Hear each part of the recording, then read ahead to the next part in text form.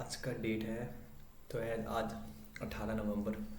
तो पहले स्टार्ट करते हैं अमेरिका से। बहुत इम्पोर्टेंट है। अमेरिका में क्या हो रहा है? डोनाल्ड ट्रम्प शायद 20 जनवरी को प्रेसिडेंट ऑफिस में ज्वाइन करेंगे। तो उससे पहले इलॉन मस्क और विवेक रामास्वामी एंड रॉबर्ट कैनेडी, जो बहुत तीन इम्पोर्टेंट क्रूशियल लोग हैं डोनाल्ड ट्रम्प के एडमिनिस्ट्रेशन में, तो उनका पोजीशन क्या होगा उनके एडमिनिस्ट्रेशन में, ये बहुत इंपॉर्टेंट है। तो पहले ये बात चल रही थी कि इलॉन मस्क को डिपार्टमेंट ऑफ गवर्नमेंट इफ़िशियंसी वाला दिया जाएगा, जिसको डॉज कहते हैं, DOGE। इलॉन मस्क का फेवरेट डॉजी क्वाइन। तो डॉजी क्वाइन अलग है, डॉज अलग है। डॉज मतलब होता है डिपार्टमेंट ऑफ गवर्नमेंट इफ़िशियंसी। तो इलॉन मस्क को शायद डिपार्टमेंट ऑफ गवर्नमेंट इफ़िशियंसी दिया जाएगा, उसको हेड इलॉन मस्क करेंगे। और इसमें ये कहा जा रहा है कि हफ्ते के 72 घंटे देने पड़ेंगे और आपको इसके लिए कोई पेमेंट नहीं मिलेगा। और शायद ये सिर्फ US सिटीजन पे एप्लीकेबल है। मतलब अगर आप डिपार्टमेंट ऑफ गवर्नमेंट इफिशिएंसी में काम करना चाहते हैं और आपको लगता है कि आप बहुत इंटेलिजेंट हैं और आप गवर्नमेंट को कुछ हेल्प कर सकते हैं, तो लेकिन ये अमेरिका में हो रहा है, तो आप अप्लाई कर सकते हो if you are from US। और बाकी सब देशों के लिए एप्लीकेबल नहीं है और पैसे वैसे भी नहीं मिलेंगे इसके लिए।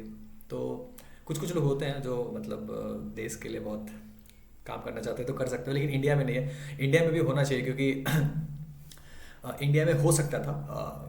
प्रशांत किशोर जो हैं बहुत बड़े स्ट्रैटेजिस्ट हैं, तो जब 2014 में वो मोदी जी के साथ काम कर रहे थे तो डॉज ही नहीं लेकिन डॉज टाइप का ही भारत विकास मिशन नाम का एक प्लेटफॉर्म बनाया जा रहा था, जिसमें बाहर से जितने भी इंटेलिजेंट लोग हैं अलग अलग फील्ड वाले, वो आते गवर्नमेंट ऑफ इंडिया के साथ काम करते हैं। ठीक है, लेकिन ऐसा हो नहीं सका और शायद मोदी जी ने उनकी अब बात नहीं मानी, तो ये अलग चीज़ है। लेकिन इंडिया में अगर ऐसा कुछ हो तो बहुत फ़ायदा होगा, क्योंकि जो भी बड़े बड़े काम हुए इंडिया में वो किसी गवर्नमेंट ऑफिशियल के द्वारा नहीं हुए। जैसे आप देख सकते हो Aadhaar card Nandan Nilekani, he is not an IS और गवर्नमेंट ऑफिशियल। जो रॉकेट रॉकेट टेक्नोलॉजी और स्पेस टेक्नोलॉजी में जो फील्ड में इंडिया बहुत आगे बढ़ा, Satish Dhawan, he is not IS officer और नॉट एन। तो अलग अलग फील्ड में जैसे अलग अलग फील्ड में तो इंडिया में भी ये चीज़ होना चाहिए, बहुत इंपॉर्टेंट है। तो आगे बात करते हैं वही ट्रम्प में। और विवेक रामास्वामी को शायद एजुकेशन डिपार्टमेंट दिया जाएगा और रॉबर्ट कैनेडी को हेल्थ डिपार्टमेंट। तो देखते हैं आगे क्या होता है।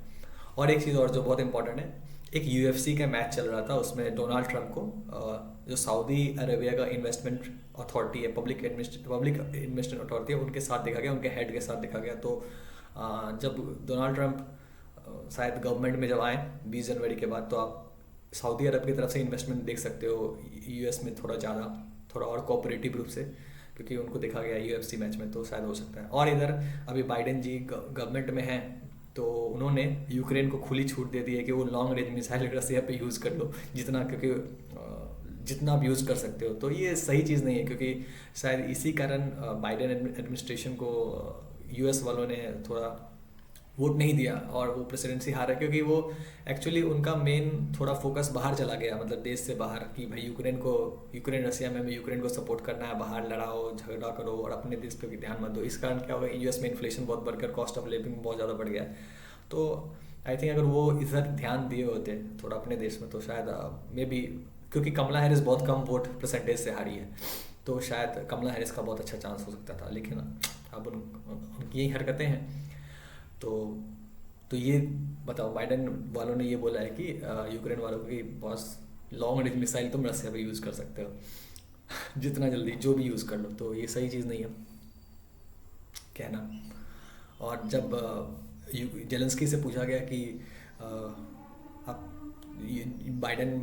ट्रम्प बने प्रेसिडेंट, तो फिर उन्होंने कहा हाँ हम युद्ध रोकने को तैयार हैं। तो यही है, लीडर्स की अपनी यही प्रॉब्लम है। तो अब नेक्स्ट बात करते हैं अडानी ग्रुप के बारे में। एक Adani total gas Adani group की कंपनी है। तो अक्टूबर में भी गेल जो उनकी नोडल एजेंसी है, उन्होंने गैस का रेट कट मतलब जो गैस सप्लाई होता है कम कर दिया था 15-16% से, फिर अभी नवंबर में कम कर दिया 15-16%। तो मेरे को लगता है कि प्रॉफिटेबिलिटी पे तो बहुत ज़्यादा असर पड़ेगा, लेकिन ये कहने के बाद है, कोई असर नहीं पड़ने वाला है उनका। मैंने वो देखा है जो उन्होंने पब्लिश किया है। अरे यार देखो, अभी महाराष्ट्र में इलेक्शन है और महाराष्ट्र में गैस का बहुत ज़्यादा यूज़ होता है अपने घरों में, तो अभी तो बढ़ाएंगे नहीं, वो 23 तारीख के बाद गैस का रेट बढ़ने वाला है, CNG PNG सबका। ठीक है, एक बार अगर रेट बढ़ गया तो वो रेट तो कम होने वाला है नहीं। लेकिन जो गैस एलोकेशन रिडक्शन है वो तो वापस हो जाएगा 6-8 महीने में, वापस उसी लेवल पे गैस का जो एलोकेशन हो जाएगा, तो अल्टीमेटली इसका प्रॉफिटेबिलिटी बढ़ जाएगा, कम नहीं होने वाला। कंपनी सब नहीं होता, अगर एक बार रेट बढ़ गया तो वापस नहीं आएगा, है ना। तो ये तो अडानी टोटल गैस में कुछ ज़्यादा नहीं था। अडानी ग्रुप में कुछ अब कोई ज़्यादा खबर नहीं है, एक ही है कि वो $10 बिलियन यूएस में इन्वेस्ट करेंगे और उससे 10-15 हज़ार लोगों को जॉब मिलेगा, और कुछ नहीं था अडानी ग्रुप में। वही रिलायंस इंडस्ट्री का जो मर्जर हुआ है ये डिज्नी के इंडिया बिजनेस के साथ, तो वो एक है, लेकिन उससे ओवरऑल अभी मेरे को लगता नहीं कि रिलायंस इंडस्ट्री को ज़्यादा फर्क पड़ने वाला है उनके टोटल रेवेन्यू वगैरह पे, तो ज़्यादा फर्क नहीं पड़ेगा। लेकिन हाँ, जब जियो की लिस्टिंग हो तो उसमें एक बहुत ज़्यादा अच्छा मतलब एक प्रीमियम फैक्टर होगा ये कि क्योंकि मीडिया कंट्रोल करना और मीडिया में अपना स्टेक बढ़ाना बहुत जरूरी है, क्योंकि जितने भी अमीर लोग हैं उनके पास मीडिया ग्रुप तो होता है, जैसे अडानी जी के पास एनडीटीवी है, तो ऑफकोर्स रिलायंस के पास भी चाहिए अपने प्रोडक्ट को, अपने सर्विस को लोगों तक पहुंचाने के लिए ज़्यादा एक सस्ता मीडिया मिल जाएगा। मेरा खुद का मीडिया तो मेरे को मीडिया जो खर्चा होता है वो कम होता है, और आने वाले टाइम में तो बहुत ज़्यादा जिसको जो कंटेंट पे जो मीडिया पे राज करेगा वही उसका सर्विस और प्रोडक्ट बड़ा सही रहेगा। तो ये बहुत सही तरीका है। और अपने अपने खिलाफ जो भी खबर वगैरह होता है और जो सेंटिमेंट को ठीक करने के लिए भी मीडिया चैनल का यूज़ होता है। तो अब बात करेंगे, रिलायंस पे हो गया, अडानी जी पे हो गया, तो एक्चुअली डोनाल्ड ट्रंप के आने से होगा क्या, जो मेन मेरे को लगता है कि जो होना चाहिए, डोनाल्ड ट्रंप जब कैंपेन करे तो उस वक्त वो बोलते थे कि we will focus on America, हम अमेरिका पे ज़्यादा फोकस करेंगे, तो अमेरिका पे ज़्यादा फोकस, और वो बोले हम लड़ाई झगड़ा बंद कर देंगे। ठीक है, तो सबसे पहले चीज़ इस पॉइंट को लेते हैं कि वो बोल रहे हैं लड़ाई झगड़ा बंद कर देंगे, और जेलेंस्की ने भी कहना शुरू कर दिया हाँ ठीक है यार हम बंद कर देंगे। इससे होगा क्या, अभी तक क्या होता था पिछले 4 सालों में बाइडेन जी के कार्यकाल में, कि जहाँ भी लड़ाई झगड़ा होता था अमेरिका चला जाता था।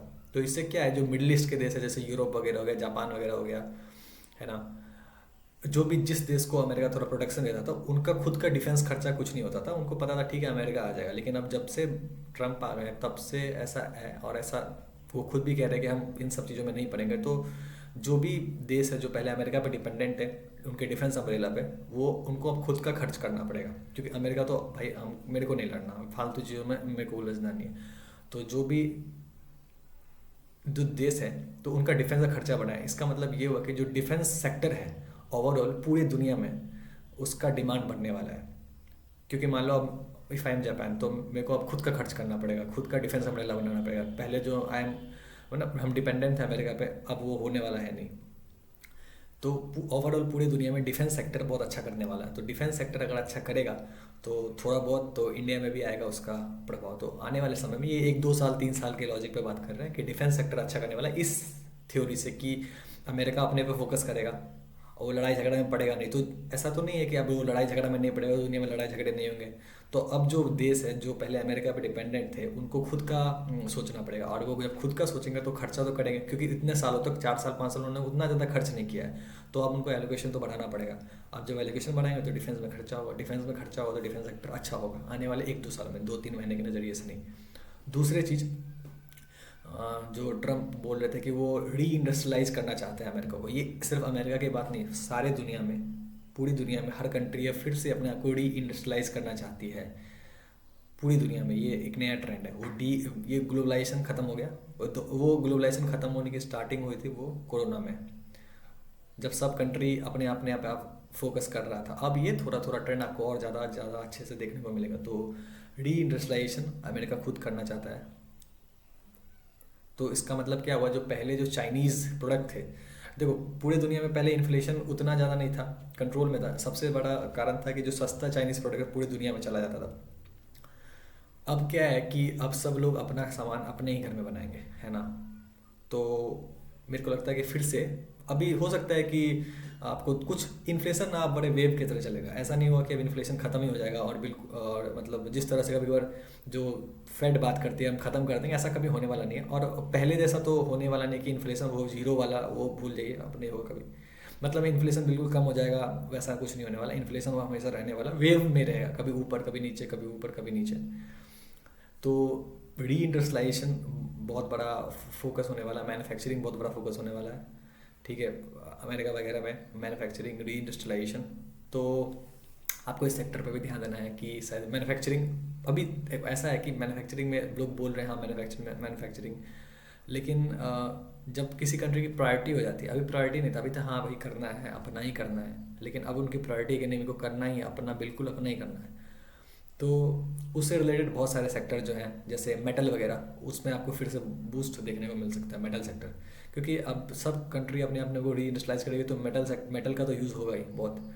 तो मेटल सेक्टर फिर से बहुत अच्छा होने वाला है आने वाले 1-2 साल के पर्सपेक्टिव से, 2-3 महीना नहीं। तो मेटल सेक्टर पे ध्यान देना जरूरी है। और जो सेक्टर मेरे को लगता है कि सेंटिमेंटली बहुत फ़र्क पड़ेगा वो है ये कहता हूँ क्लीन एनर्जी, ग्रीन एनर्जी, क्योंकि वो ट्रम्प भैया को इन पे कोई भरोसा नहीं है, वो उठा के फेंक देंगे इस फाइल को। तो जो भी ग्रीन एनर्जी वाले सेक्टर है, सेंटिमेंटली बहुत फ़र्क पड़ने वाला है इस सेक्टर को, सेंटिमेंटल फ़र्क। ऐसा नहीं कि अब ये नहीं है कि उनका जो रेवेन्यू 50% डाउन हो जाएगा, नहीं, लेकिन हाँ 10-20% का फ़र्क होगा। क्योंकि मान लो जहाँ से लिक्विडिटी ही प्रॉब्लम हो जाएगा, लिक्विडिटी ही नहीं रहेगी उस सेक्टर में, तो नीचे भी फ़र्क पड़ेगा, तो फ़र्क पड़ेगा, ऐसा सेंटिमेंटल फ़र्क है। और फिर आगे अब और क्या होने वाला है,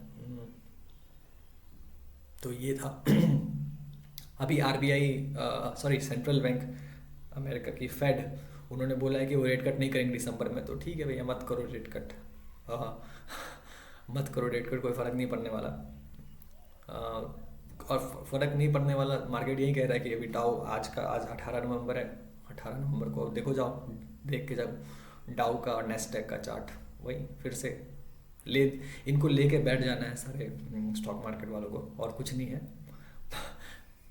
तो ठीक है, मत करो, कभी ना मत करो, करना तो पड़ेगा बॉस, नहीं करोगे तो तुम्हारे ऊपर इतना जो इंटरेस्ट है, $1 ट्रिलियन जो हो रहा है उसको कहाँ से पे करोगे, वो तो करना ही पड़ेगा जैसे करो। तो ये था इंडिया से रिलेटेड कुछ। और हाँ, एक CLA से रेटिंग एजेंसी है, उन्होंने बोला है कि अब हम चाइना पे ओवरवेट नहीं होंगे, जो पहले हो गए थे अब वो हम इंडिया पे हो जाएंगे 20 या 25% ज़्यादा ओवरवेट। तो ठीक है, अब धीरे धीरे तो आना ही है, और किधर जाओगे, चाइना में तो कुछ हो नहीं सकता तुम लोगों का। और ट्रम्प के कारण तो एंटी चाइना फिर से सेंटीमेंट बिल्डअप होना शुरू हो गया, तो इंडिया के लिए अच्छा है, इंडिया से फ़ायदा उठा सकता है। पहले भी यही सब चल रहा था कि इंडिया बड़ा फ़ायदा उठाएगा, ऐसा कुछ नहीं हो। बहुत सारी कंपनी जो फिलीपींस से मैक्सिको उधर चली गई।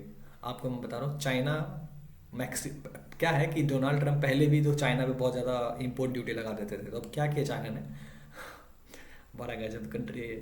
उन्होंने क्या किया चाइना वालों ने, वो मैक्सिको में बहुत बड़ा प्लांट लगा दिया ऑटोमोबाइल का, वहाँ उनको ज़्यादा फर्क नहीं पड़ता, मतलब उतना ड्यूटी नहीं लगता उस पर। तो लेकिन अब डोनाल्ड ट्रंप को पता चला बीच में 4 साल में कि अरे इन्होंने तो मैक्सिको में प्लांट डाल दिया, और वहाँ से फिर वो US भेज रहे हैं अपनी गाड़ियों को। तो US में एक बहुत बड़ी सिटी है डिट्रॉइट करके, वहाँ ऑटो का बड़ा बिजनेस चलता है, तो इससे US को प्रॉब्लम हो जाएगा। तो अल्टीमेटली फिर से प्रॉब्लम तो हो सकता है, लेकिन इस प्रॉब्लम का एक सॉल्यूशन है, चाइनीज़ गवर्नमेंट को सुनना चाहिए। इसका सॉल्यूशन है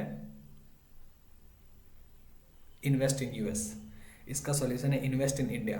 देखो तुम चाइना से लोगों को इतना प्रॉब्लम हो गया है कि चाइनीज़ माल तो नहीं खरीदेंगे, लेकिन हाँ एक चीज़ कर, हर गवर्नमेंट का एक प्रायोरिटी हो रहा है और पब्लिक प्रेशर भी है कि देखो मेरे को जॉब चाहिए। तो अब क्या है कि अगर चाइनीज़ कंपनी इंडिया में इन्वेस्ट करती है, make in India, make for world, but invest in India, अपनी IP वगैरह इंडिया को दो और इन्वेस्ट इन इंडिया, तभी आपको इंडिया में घुसने देंगे। तो अगर चाइनीज़ कंपनी इंडिया में इन्वेस्ट करती है, आपको ऐसा चीज़ आने वाले समय में देखने को मिलेगा, ये सुनने को मिलेगा कि चाइनीज़ कंपनी ने इंडिया में इन्वेस्ट किया है, इंडियन जो जॉइंट वेंचर में, चाइनीज़ कंपनी ने US में इन्वेस्ट किया जॉइंट वेंचर में। तो फिर कोई दिक्कत नहीं है, किसी को कोई दिक्कत नहीं। क्यों? क्योंकि पैसा भी आ रहा है, वहाँ के लोगों को जॉब भी मिल रहा है ना, और रॉयल्टी वगैरह भी मिल रहा है गवर्नमेंट को, तो ठीक है, कोई दिक्कत नहीं है। और अगर इससे चाइना को कुछ फ़ायदा हो रहा है ठीक है, लेकिन अगर चाइना ये सोचेगा कि बॉस कि हम अपना सामान बना के जो पहले करते थे भेजेंगे इस कंट्री से छुप के उस कंट्री में, बॉर्डर में तो प्रॉब्लम हो जाएगा, तो दिक्कत हो जाएगा चाइना को। तो चाइना को सोचना पड़ेगा,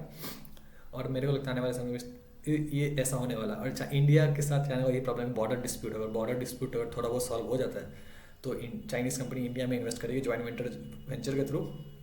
अभी भी करती है, लेकिन अभी गवर्नमेंट का बहुत ज़्यादा रोक टोक है।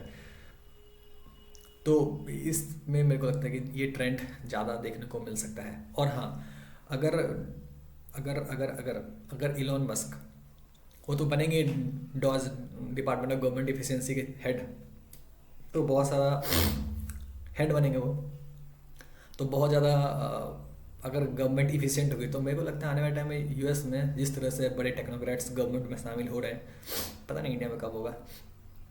तो एआई वगैरह का यूज़ बहुत बढ़ने वाला है यूएस में, आर्टिफिशियल इंटेलिजेंस का।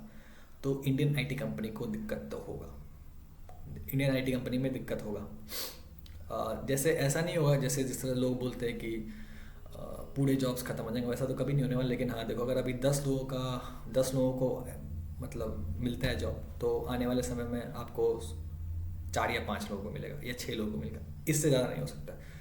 तो ये तो दिक्कत आने वाला है, इसको सॉल्व करना पड़ेगा। कैसे सॉल्व करते हैं पता नहीं, पर ऐसा तो होगा 10 नहीं तो अब 6 या 5 को मिलेगा, और वो भी बहुत बहुत ज़्यादा सोच समझ के। और जैसे जैसे समय बीतता जाएगा वैसे वैसे इसमें तो कम होता जाएगा। हाँ, तो आईटी कंपनी में मेरे को लगता है ये प्रॉब्लम है। और विशेष कर जो इन्फोसिस है, टीसीएस वगैरह है, ये तो अपने ही पैर पे कुल्हाड़ी मार रहे हैं। एआई बोट को ट्रेन कर रही है, अभी तुमको पैसा मिल रहा है उनका। अरे एआई को सिखा रहे हो यार, वही तुमको प्रॉब्लम करेगा। अभी तो तुमको पैसा मिल रहा है उसका, बाद में वही तुमको खा जाएगा। तो ये वही कर रहे हैं, अपने ही दुश्मनों को खिला रहे हैं। पर कोई बात नहीं, क्या कर सकते हैं। टीसीएस वालों को क्या, जैसे टीसीएस वालों को कुछ नहीं है, वो उनके कंपनी है भाई, उनके प्रॉफिटेबिलिटी में दिक्कत है, आपको निकालेंगे तो आपको दिखना है।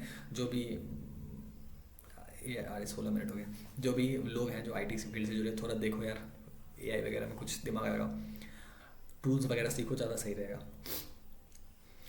और और क्या कि आने वाले समय में आपको बहुत सारे कंट्री के बीच ट्रांजेक्शनल रिलेशनशिप बहुत देखने को मिल सकता है। हाँ, ट्रांजेक्शनल ही रहेगा ये सब, यूएस से खासकर। वो ऐसा हम लोग भी सुनते थे वो कि ऋषि सुनक बन गए प्लस यूके के प्रेसिडेंट, है ना।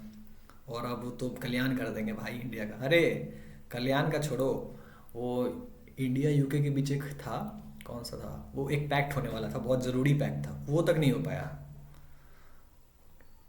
क्या भी कहते हैं उसको, मेरे दिमाग से उतर रहा है। तो वो बहुत इंपॉर्टेंट होता है जो दो कंट्री के बीच में ट्रेड डील कुछ करके है, दिमाग से नाम उतर रहा है, वो नहीं हो पाया।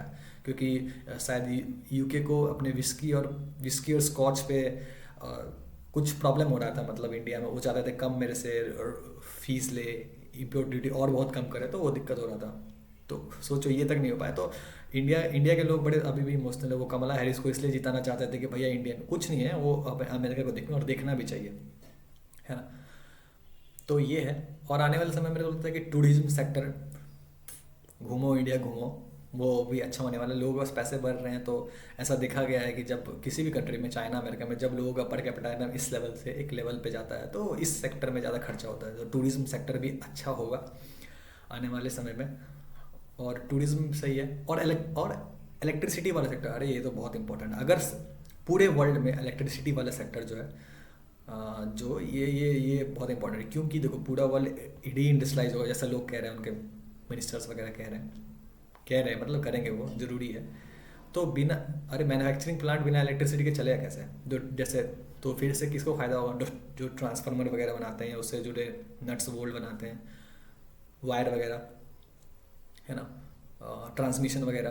तो ये सारे सेक्टर से रिलेटेड सेक्टर है, इनको फ़ायदा होने वाला है। क्योंकि मैन्युफैक्चरिंग अगर बढ़ेगा, और बढ़ाना होगा या बढ़ेगा ही, तो बिना इलेक्ट्रिसिटी के मैन्युफैक्चरिंग कहाँ से करोगे, हवा से थोड़ी ना करोगे। तो ये सेक्टर है, बड़ा फ़ायदा होने वाला है। गैस सेक्टर को भी फ़ायदा होगा, क्योंकि गैस सेक्टर को भी फ़ायदा होगा। जैसे